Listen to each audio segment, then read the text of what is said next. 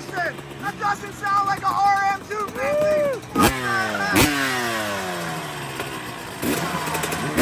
Moto fans, this is what it's all about. It's a Suzuki, right? No. It's a 101. It's something you've never seen before. Let's investigate.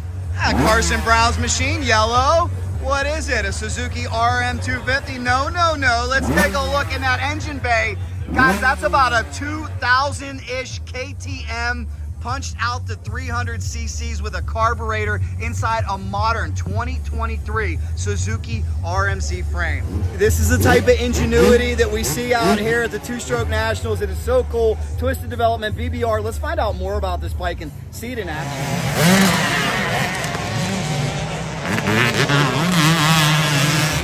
Yeah, take a look, guys. Yellow, Suzuki, right? No.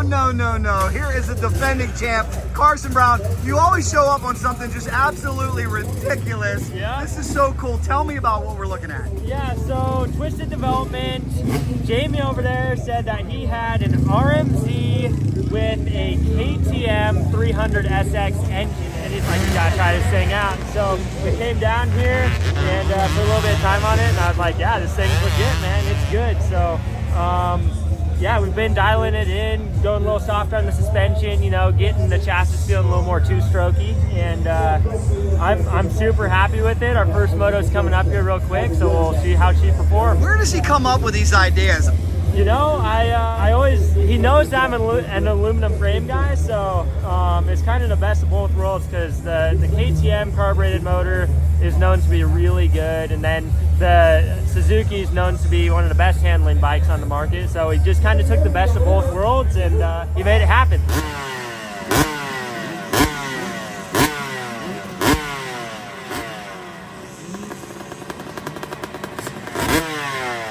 Always a pleasure to be joined with Dwayne Brown, BBR, the world's only YZ125 Super Mini. So I know you got to have a tear in your eye looking at the world's only KTM 300 RMZ.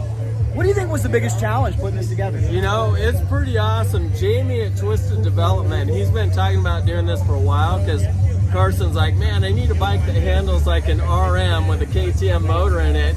And then Jamie calls one day, yep, I built it. And I was like, I don't know, we built a lot of crazy Frankenstein bikes, but Carson came down, jumped on it, and he loves it. I mean, it's like riding a 125, and Carson's a big 125 guy. His riding style's really loose, so he's just throwing this thing all over the place. We had the BRC 500 out here also too, that's incredible, but as the track gets really rough, you know, this lighter bike's gonna probably be more applicable. Where the BRC 500, like Washougal or something, would just be amazing. I mean, they're both great, but I think for how beat up the track's going to get today, this bike will be great. How would you compare this to everything you've ever ridden? Is it truly a 101? Is there nothing like this out there? I haven't ridden anything like this for sure. I mean, it's legitimately just a mix of the best of the both. So, yeah, I'm interested to see how it performs right now, and I'm stoked I've got the opportunity to ride it. That is so cool. Are you the perfect teammate for Twisted Development? Because I know your dad, he's got the world's only Super Mini YZ125. Yeah. You guys love Frankensteins. You love these custom builds. I mean, are you guys just thinking along the same lines here, or what? Yeah, I mean, it's cool because, yeah, Jamie and my dad, you know, they're pretty similar in the way that their minds work. So it's a good combination, and I've enjoyed working with both of them.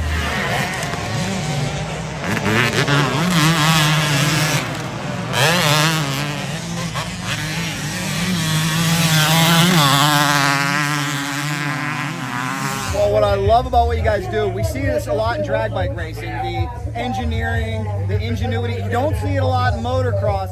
What are some of the biggest challenges you run into embarking on a project like this? You know, the toughest thing is just getting the engine sitting in the right spot. It's a 4-stroke chassis, this Suzuki.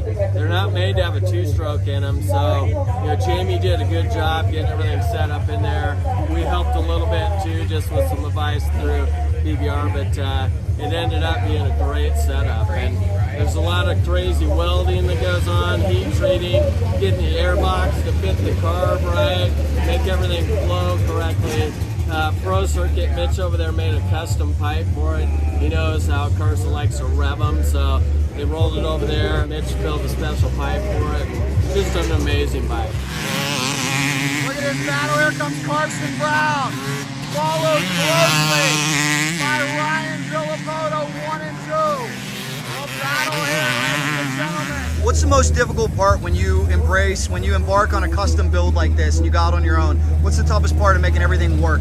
Yeah, you know, when you have an engine like this, you gotta get the tilt and everything right, and they did a really good job with that.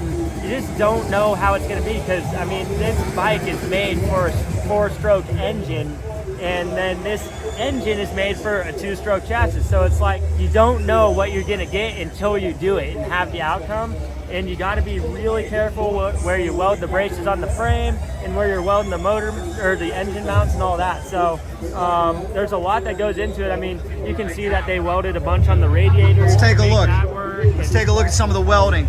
Yes, so they were welding on the radiators to make that work. Mitch Payton over at Pro Circuit did this custom exhaust and silencer to fit this engine and body together. Yeah, the boys at Dirt Bike Magazine gave me the opportunity to pretty much ride this thing and test it out for them.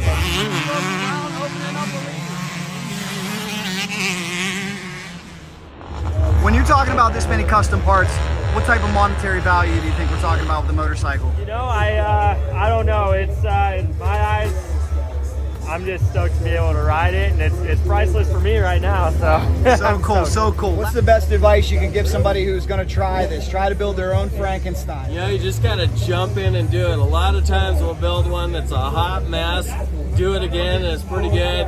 Third try, usually you got something you can race, and it just takes a big effort. You gotta just jump in and keep trying it. You can go online these days and find out what type of aluminum, welding rod, heat treating. I mean, there's guys doing it everywhere these days. It's a lot easier. And I'm sure you could back me up on this, is sometimes on paper it'll look great, but until the rider gets out there and gives it the human test, you never know, right? Yeah, we've had a million of those situations with Carson where we build an amazing bike and he gets on it. This is a mess. Or other ones where we're like, I don't know, and he's like, yep, don't change anything. So it's been great to work with him just because he's at a high level right now. He's the right age to do it, so really fun testing with him. Last question for you here. You're very popular on social. You love to ride these Frankensteins. Could this be a new trend? Could we see more people taking different chassis and different motors and putting things together? Could that be a new trend in the motocross world? Yeah, I mean, there's a bunch of guys that are doing it, especially in Europe. Like, there's been people who have done this combination before, but Jamie really did his homework on this. He did it right. He did the bracing in the correct spots. He got the correct air boot. You know, used the correct carburetor.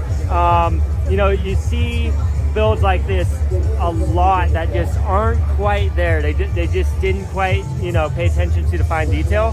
So I think that's where this one kind of stands out a little bit. But yeah, hopefully we can, you know, keep seeing some cool builds that everybody's doing. Best of luck repeating, man. Thank you. Keep putting on a great show. Great job, guys. Isn't it an awesome bike?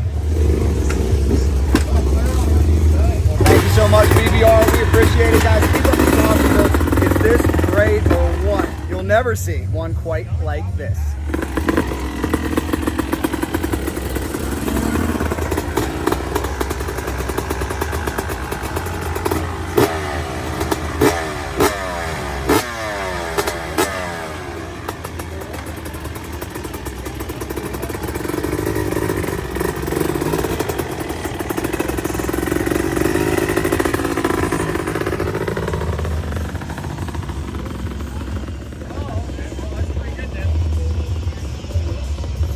Was that cool or what, guys? And that's what we show you on this channel. We dig deep. We go to the pits. We go to all the big events. Racing Jack has got your back. I want to know what you think down below about that incredible KTM 300 Suzuki.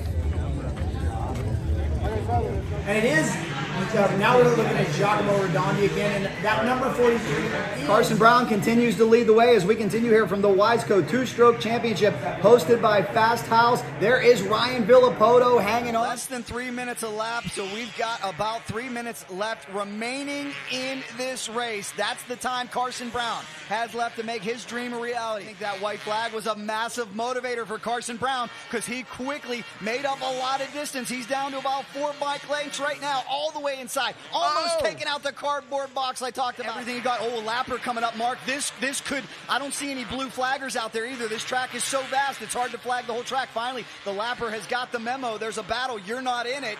It might have slowed Heft down a little bit. This might be the break that Brown needed. He's comes Brown. Go for it. Here comes Brown to the outside. Did the lapper help give him a Christmas present? We'll soon find out. A few more turns left to go to bring this one home. Look at the roost. Look at the loam. This is it. The culmination of what has been an awesome day. We've got a drag race. We're setting up for a drag race to the finish. It could be thousands of us. Oh, Brown. Oh, my God. Brown's down. And Brown's he went down. for it. Brown's down. Heft takes the win. Does Brown have enough to pick it up and take second? Oh, my gosh. Major implications here. Can he get it across the line in time? Bryson coming behind him.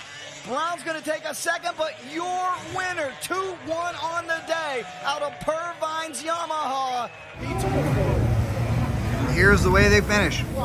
Justin Hoeft first, Carson Brown second. Was that cool or what, guys? And that's what we show you on this channel. We dig deep. We go to the pits. We go to all the big events. Racing Jack has got your back. I want to know what you think down below about that incredible KTM 300 Suzuki. We got more Frankensteins on this channel too. Check out all the different features we've done. Last year we did the world's only YZ125 Super Mini. You got to see it, guys. If you like that video, here's another one for you. Subscribe right in the middle, share with a friend, and you know if there's anything cool motorcycles or two strokes, Racing Jack is in. From Glen Helen, Racing Jack rolls on.